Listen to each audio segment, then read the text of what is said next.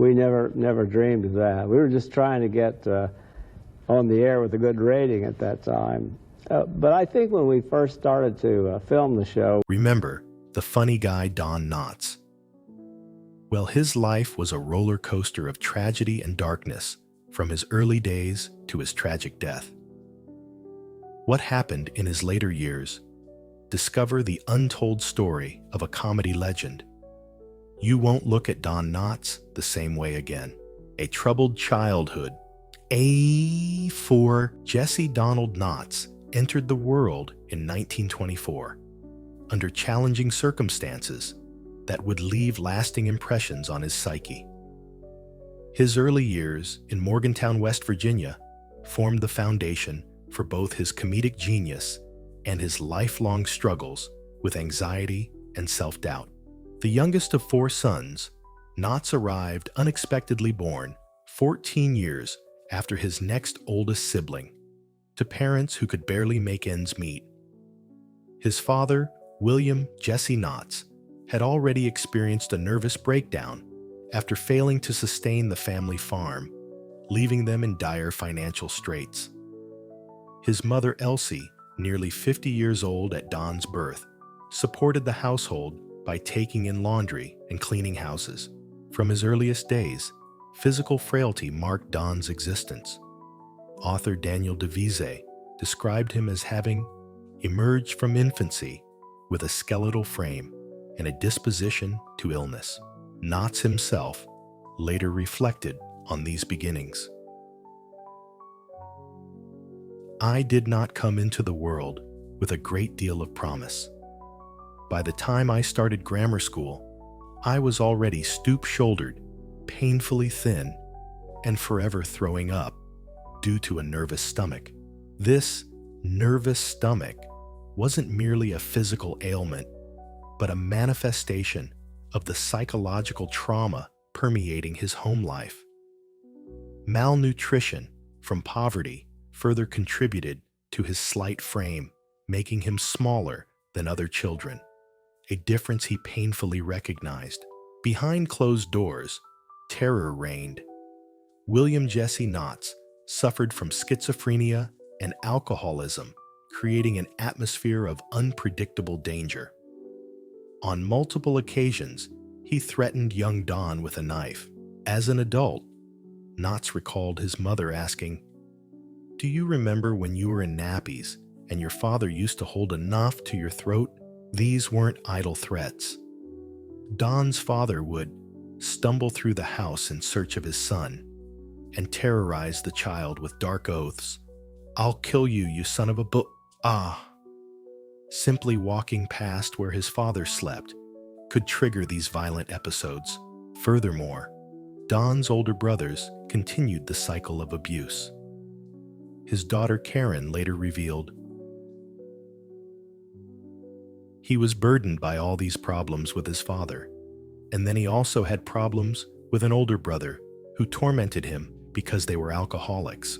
One brother nicknamed Shadow for his extreme thinness, and another named Sid frequently targeted their much younger sibling.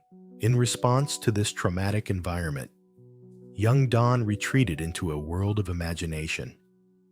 He created an interior life populated by characters who could provide the safety and happiness missing from his reality. I found refuge by filling my space with imaginary characters with whom I would act out some happy drama, Knotts later explained. As he grew older, Don saved what little money he could to purchase a ventriloquist dummy he named Danny. This puppet became both a companion and a pathway to acceptance. Performing with Danny at school and church functions gave him the laughter and approval he desperately craved. This ventriloquism act allowed him to feel a sense of importance and self-worth amid the hardship. Everything changed when Don's father died of pneumonia in 1937. At 13 years old, Don experienced what his daughter described as that huge burden lifted off of him. After his father's death, Knotts began to come into his own, and eventually gained enough confidence to stand up to his remaining abusive brother. In high school, the transformation continued. When he got into high school, all of a sudden, his whole world changed. He just blossomed and said those high school years were the best years of his life. Nevertheless, the psychological wounds of his childhood would continue influencing him throughout his life, manifesting in anxiety, insecurity, and a desperate desire to make others laugh.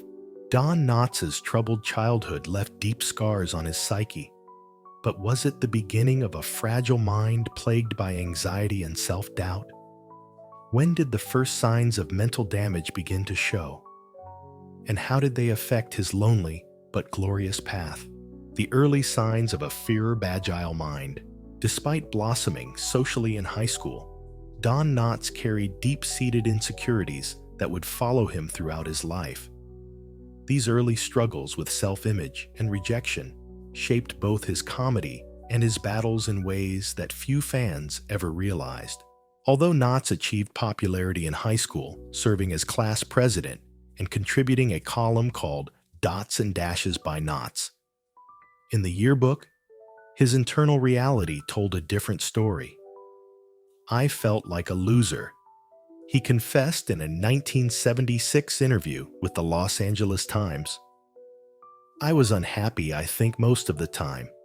We were poor, and I hated my size." This stark contrast between his outward success and inner turmoil became a pattern. His daughter Karen noted that while high school represented the best years of his life, where the world was his oyster, these achievements couldn't fully erase his deeply rooted feelings of inadequacy. His comedy routines, initially practiced at church and school functions, served as both an escape and a way to gain validation. Emboldened by his high school success, an 18-year-old Knotts headed to New York City immediately after graduation, carrying dreams of stardom and his ventriloquist act.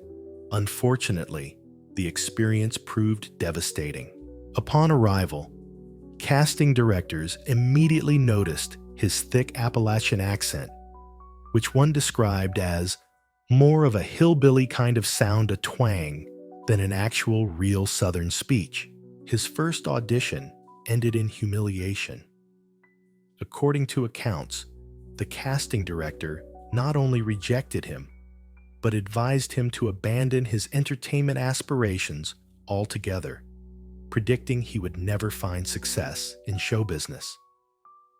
Crushed, Knotts returned to West Virginia, where the only job he could secure was as a chicken plucker. This failure temporarily derailed his ambitions. Subsequently, he enrolled at West Virginia University, putting his entertainment dreams on hold until world events intervened. In 1943, as World War II intensified, the 19-year-old Knotts enlisted in the Army. From June 21, 1943 to January 6, 1946, he served in the Army's 68th 17th Special Services Battalion. Rather than sending him to combat, the military recognized his entertainment abilities and assigned him to a variety show called Stars and Gripes. Throughout his Pacific tour, Knotts performed ventriloquism routines with a dummy named Danny Hooch Matador.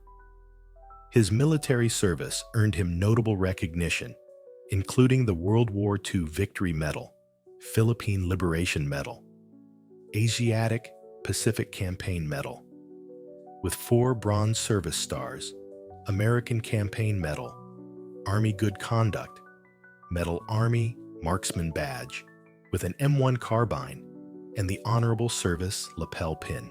Ironically, this period marked both his first professional success and the end of his ventriloquism career.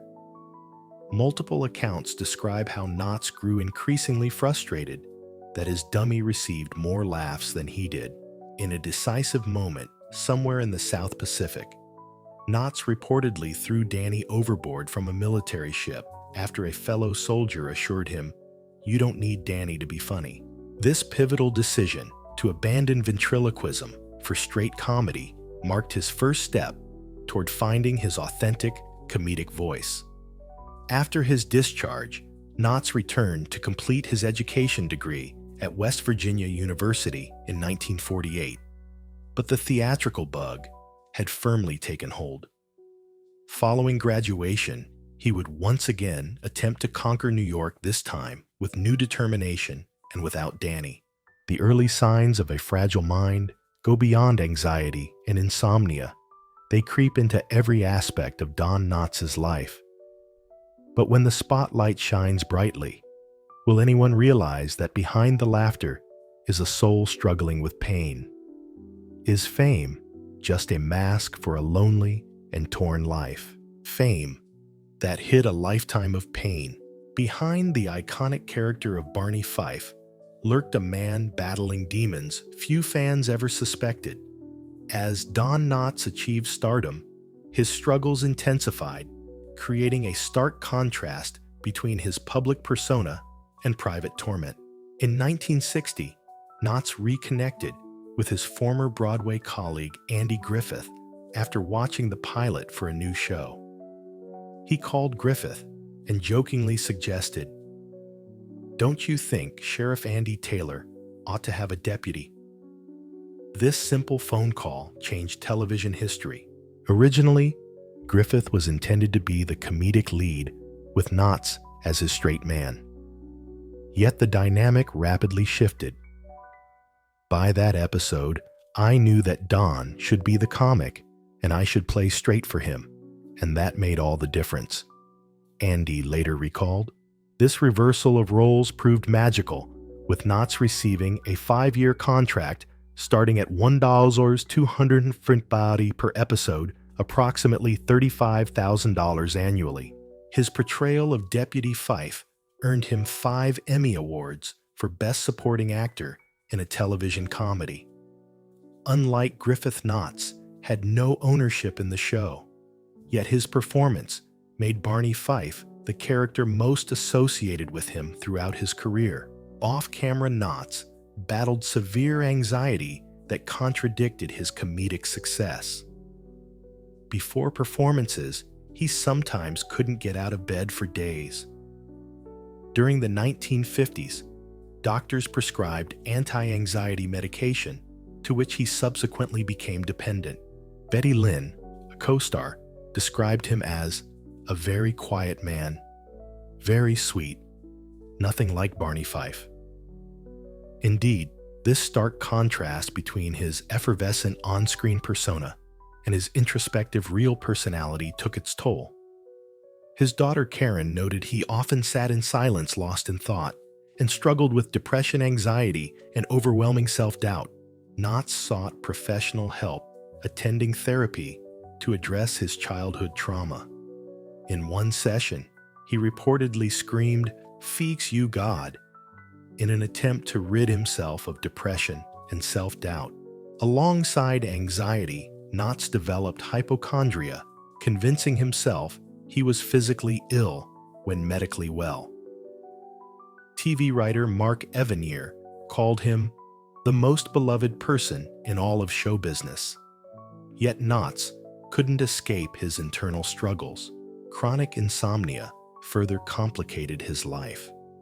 According to biographer Daniel Devisy, this sleeplessness stemmed partly from a tendency to stay out too late and enjoy the company of too many women.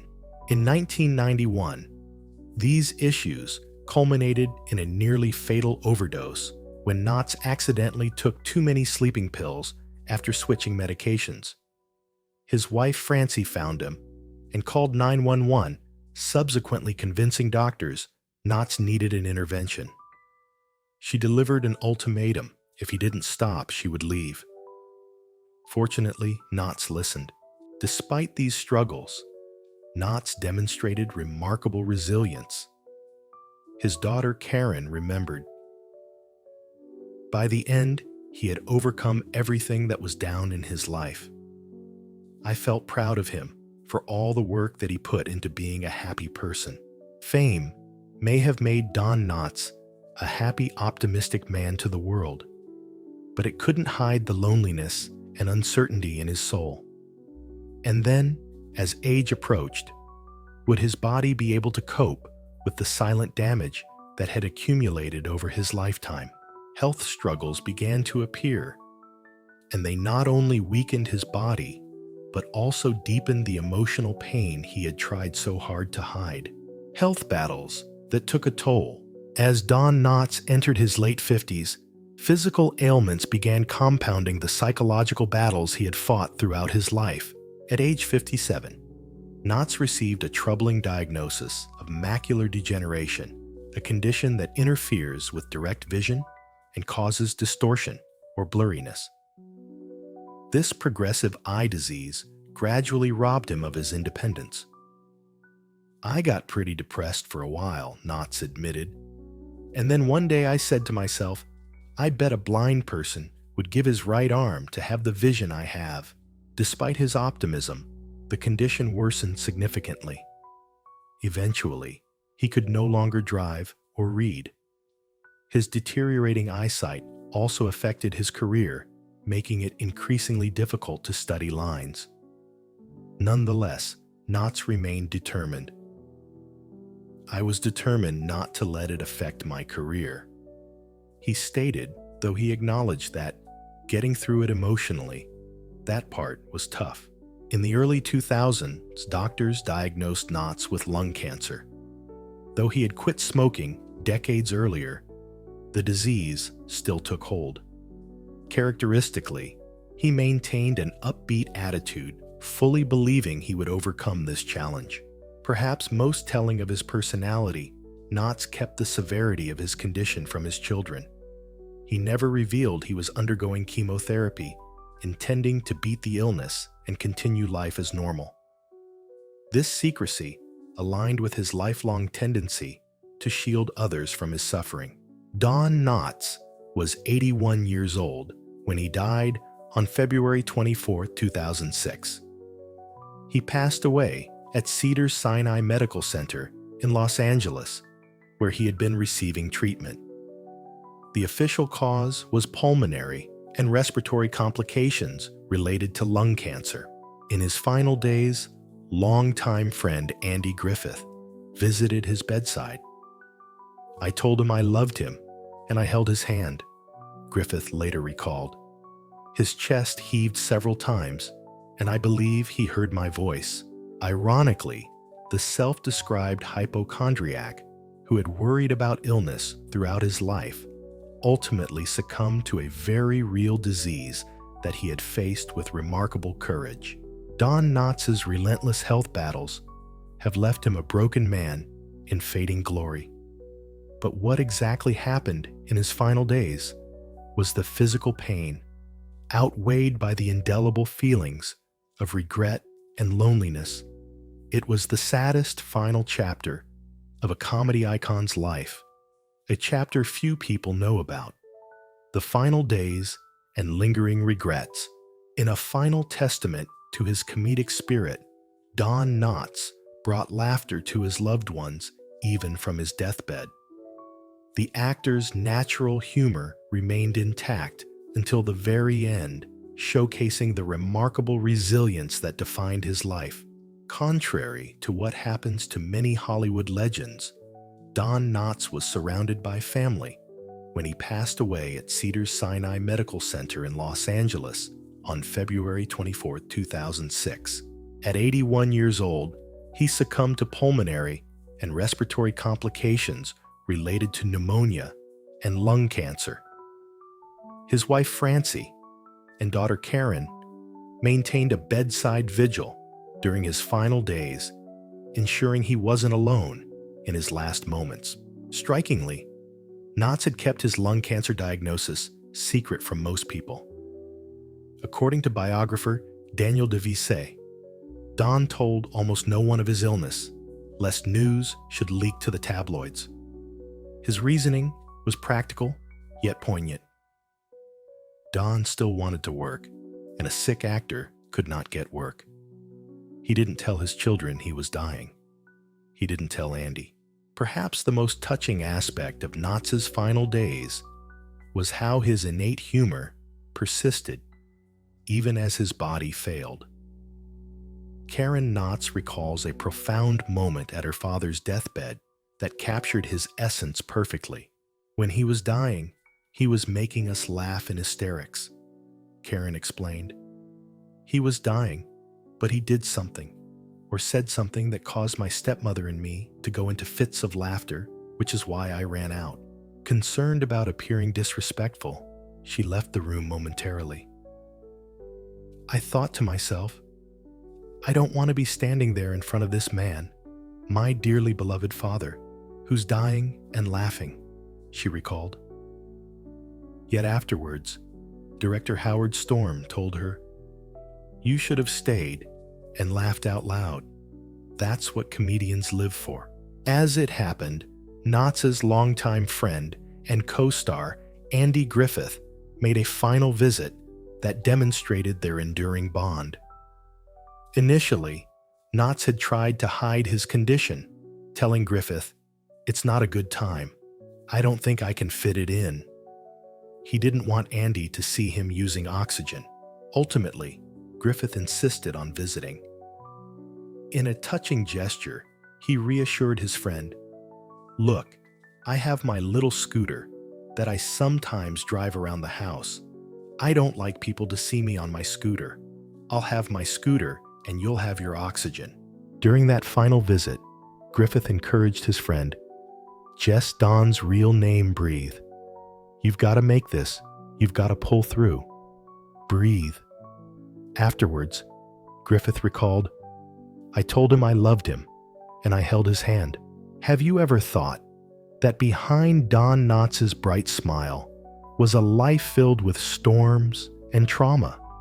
After watching the video, what do you feel made his death the most tragic? His childhood, his health, or his loneliness and fame? Please share your thoughts in the comments section below. We would love to hear from you. And don't forget to like the video and subscribe to the channel for more interesting updates. Thank you, and see you in the next videos.